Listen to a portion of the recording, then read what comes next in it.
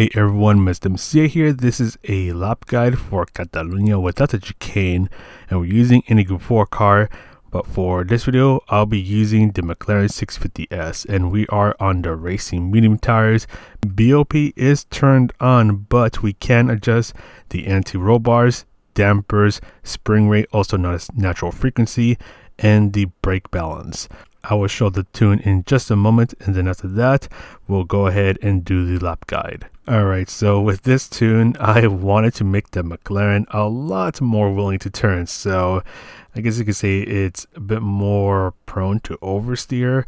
So some of the things I did, I softened the front anti-roll bar a bit, and I brought the rear anti-roll bar all the way to 10, so that's maxed out. The spring rate for the front is at the minimum value of 2.50, and the rear spring rate, I was toying around with 3.50 and 3.60. Anything above 3.60 felt like it was a little too much for me, so I was playing around with in between 3.5 and 3.6. And at least when I did the lap guide, I found 3.55, 3.56 to kind of be the sweet spot for me. As for the damper, the dampers are a bit weird because, at least to me, I don't notice the changes too much. Might be a bit different with you, but for me, I do the approach that AMS dude does, where he either maxes out all the dampers or maxes out most of the dampers before the front compression. He brings it down to minimum. So I went ahead and took that approach. So front compression is minimum, and then everything else for the dampers is maxed out. So at least to me, the car feels a little more responsive with the damper setup this way. And on towards the next page of the tuning setup, the only thing we can adjust here is the brake balance. So it's towards the bottom, and I'll have a highlight right here. So +1, so 1 to the rear was working fine for me. In the time trial, +2 worked a little better for me, so it made the car a little more willing to turn. So you can do +1 or +2. When I did a daily race earlier today, I did +1, but in the time trial, I went +2.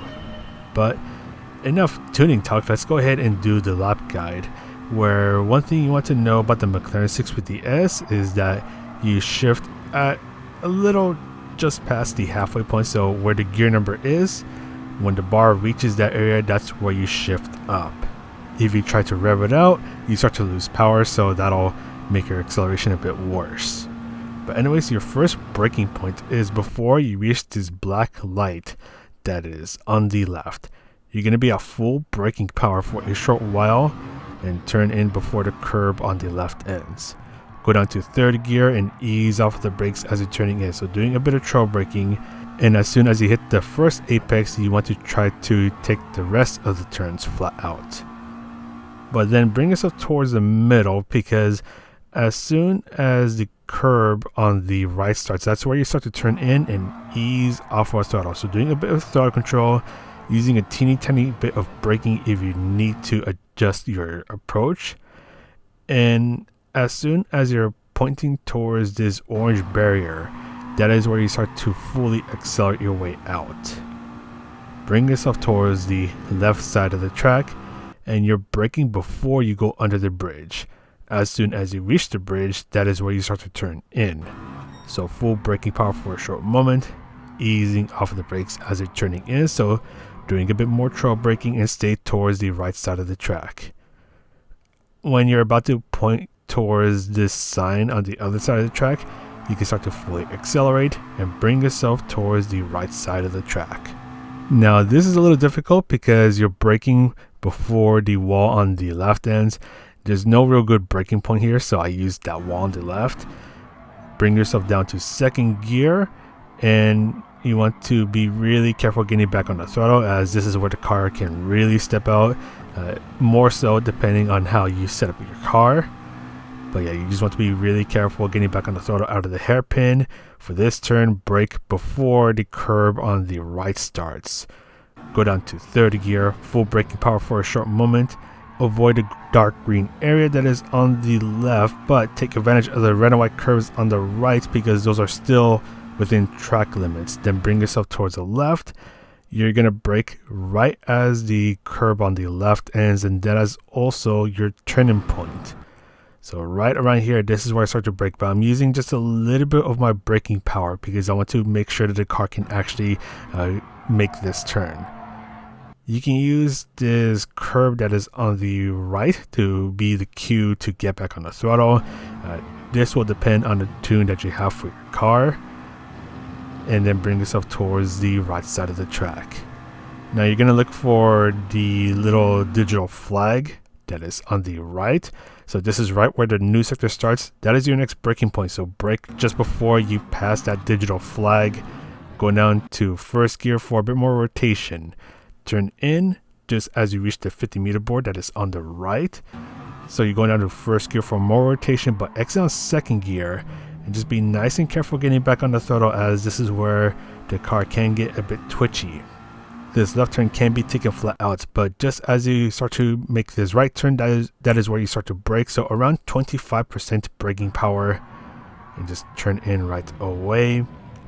Now look for this curb that is on the right, as that can be your cue to get back on the throttle. Again, this will depend on your tune, but you want to be a little careful here because depending on the tune of your car, the car can get a bit twitchy here as well. So just be a bit careful getting back on the throttle before the curb on the left ends. That is where you turn in and do a little lifting off of the throttle. So and actually, if these cones are out of the way, you can cheese that corner a bit more. Bring yourself towards the left, and your final braking point is a little bit after the yellow curb on the left starts. So I'll show you where I start to brake. So right around here. So I think this is kind of towards halfway into that curb that is on the left. 50% braking power for a short moment because you're trying to maintain as much momentum as possible. I shift up to fifth gear just as I'm completing the final turn, and that is it for the lap. But we're going to go through this again, but this time I am not going to stop the video. So again, shifting when the bar reaches the gear number, brake balance is at +2 or 2 to the rear, and brake before you reach the black light that is on the left. Go down to third gear, and you want to accelerate just as soon as you hit the first apex. Go a bit towards the middle of the track and a little bit of throttle control as you go through this long right turn. Try not to go too wide, as that will cost you a bit of time. Brake before you go under the bridge. That bridge itself is your turning point. Stay towards the right side of the track. Get on the throttle as soon as you can and bring yourself towards the right. Brake before the wall on the left ends. Go down to second gear for more rotation. Nice and careful getting back on the throttle, as this is one of the couple of turns where with this build the car does get a bit lively. Brake before the curb on the right starts. Take advantage of the red and white curbs as they are still within track limits. Brake and turn in just as the curb on the left ends. And again, take advantage of the red and white curbs. Bring yourself towards the right side of the track. Brake just before you reach the digital flag that is on the right. So this is where the new sector starts. Down to first gear for more rotation, but exit on second gear, and then take this left turn flat out. Brake right away for this right turn. Going down to third gear, nice and careful back on the throttle. And then for this right turn, you can do just a little bit of throttle control, choosing to turn a bit more. Those cones are knocked out of the way. Brake just after the yellow curb on the left starts, trying to maintain your momentum. And that is it for this lap guide. So yeah, so this car is a bit more prone to oversteer, especially with the tune that I have, but I was able to get a 146.497, so pretty happy with that lap time. But that's going to be it for this video. Take care, everyone. Happy New Year, and I'll see you in the next video.